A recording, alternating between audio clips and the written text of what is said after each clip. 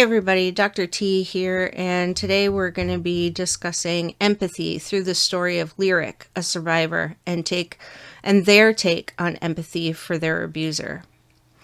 Growing up, I was abused by an adult on multiple occasions over several years, from preschool to middle school, but I never spoke up or got help for that harm that was coming my way.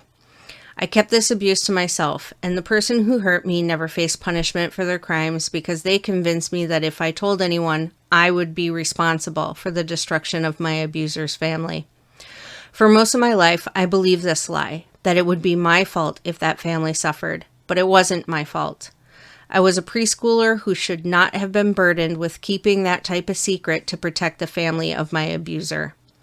Had I spoken up and his family been destroyed, left homeless, and without a parent, it would not have been my fault for speaking up about the abuse I received at the hands of this predator. I know that now, but I didn't know it when I was under my abuser's control. It would have been the predator's actions that got him into trouble, not me for bringing the abuse to light. I can't say how many other persons this person has hurt since hurting me because I didn't speak up, and statute of limitations has ran its course. There will be no justice because, in my ignorance, I fell prey to victim blaming. According to Wikipedia, victim blaming occurs when the victim of a crime or any wrongful act is held entirely or partially at fault for the harm that befell them. I was not at fault or responsible for the abuse that was perpetrated upon me, just as it was not my responsibility to keep secret the harm that had happened to me. Still, I was tricked into having empathy for the devil and the devil's family, and my empathy for someone who was hurting me left me vulnerable to additional harm. This type of thinking protects predatory people who delight in taking advantage of and harming others, mentally, physically, or in other ways. Many people don't report these crimes due to the shame and victim blaming they may experience when trying to expose their abusers.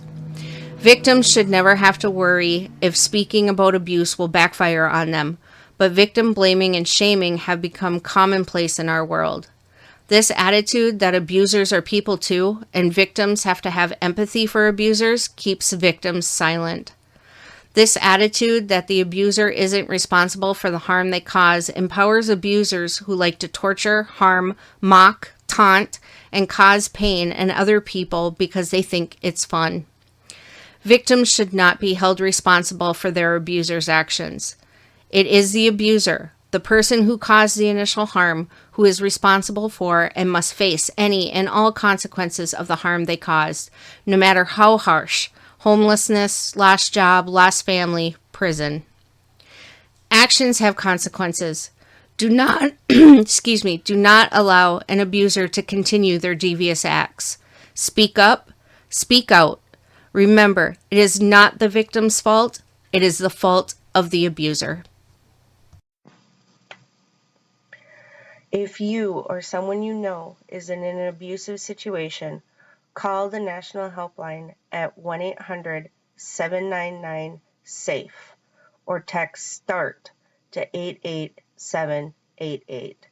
Everyone deserves a healthy relationship.